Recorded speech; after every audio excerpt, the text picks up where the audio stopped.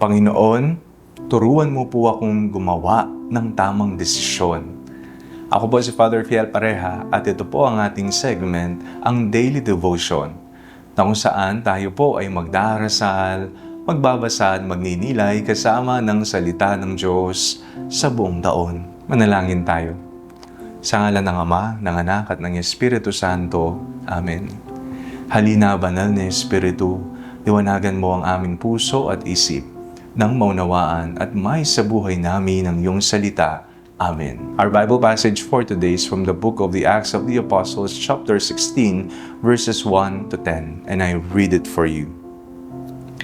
Paul went on also to Derbe and to Lystra, where there was a disciple named Timothy, the son of a Jewish woman who was a believer, but his father was a Greek. He was well spoken of by the believers in Lystra and Iconium. Paul wanted Timothy to accompany him, and he took him and had him circumcised because of the Jews who were in those places, for they all knew that his father was a Greek. As they went from town to town, they delivered to them for observance the decisions that had been reached by the apostles and elders who were in Jerusalem. So the churches were strengthened in the faith and increased in numbers daily. They went through the region of Phrygia and Galatia, having been forbidden by the Holy Spirit to speak the word to Asia. When they had come opposite Mysia, they attempted to go into Bithynia, but the Spirit of Jesus did not allow them. So passing by Mysia, they went down to Troas. During the night, Paul had a vision. There stood a man of Macedonia, pleading with him and saying, "Come over to Macedonia and help us." When he had seen the vision, we immediately tried the cross over to Macedonia, being convinced that God had called us to proclaim the good news to them. Sa mga desisyon na ginagawa mo araw-araw, iniisip mo ba kung sino ang makikinabang? Ikaw lamang ba ang makikinabang o pati ang iba? Sa ating pong pagbasa, napakinggan po natin si Pablo at ang kanyang mga kasama na patuloy na naglalakbay upang ipalaganap ang mabuting balita. Ngunit hindi lahat ng plano nila ay agad natutuloy. May mga pagkakataon na hinahadlangan sila mismo ng Espiritu ni Kristo.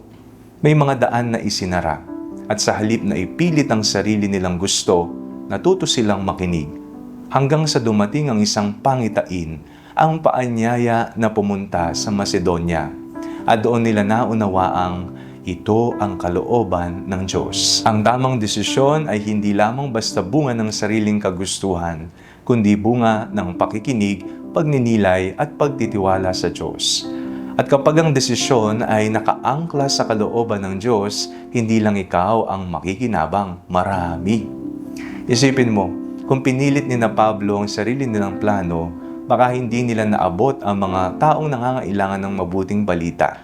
Pero dahil pinili nilang sumunod sa gabay ng Diyos, isang buong komunidad ang nabiyayaan. May mga desisyon tayong akala natin maliit lamang, pero may malaking epekto pala sa iba. Isang pagpili na maging tapat, isang desisyon na magpatawad, isang hakbang na sundin ang tama kahit mahirap. Lahat ng ito ay may kakayahang magdala ng biyaya hindi lang sa sarili kundi sa kapwa. Ngunit alam po nating may pagkakataon na hindi laging madali ang paggawa ng mga desisyon sa buhay, lalo na yung mga tamang desisyon, sapagkat ito minsan ang mas mahirap, mas matagal at mas maraming sakripisyo.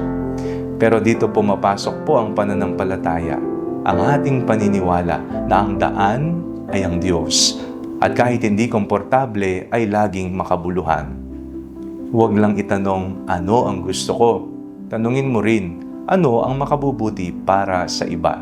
Saan ako dinadala ng Diyos? Ang tamang desisyon ay hindi lang tungkol sa iyo. Ito ay tungkol sa kung paano ka magiging daluyan ng biyaya para sa marami. Kapag ang ating desisyon ay nakaayon sa Diyos, ang bunga nito ay hindi lang para sa sarili. Ito ay pagpapala para sa nakararami. Manalangin tayo. Panginoon, gabayan mo ako sa bawat desisyon ng aking gagawin. Turuan mo akong makinig sa iyong tinig at magtiwala sa iyong plano. Naway ang bawat pagpili ko ay maging daan ng kabutihan, hindi lang para sa akin, kundi para rin sa iba.